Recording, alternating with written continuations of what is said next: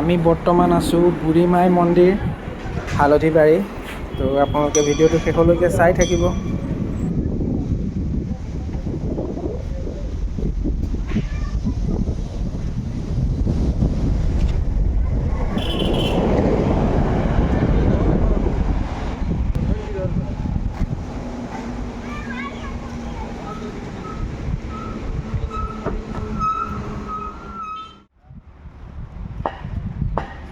সেৱা কৰিলে নে?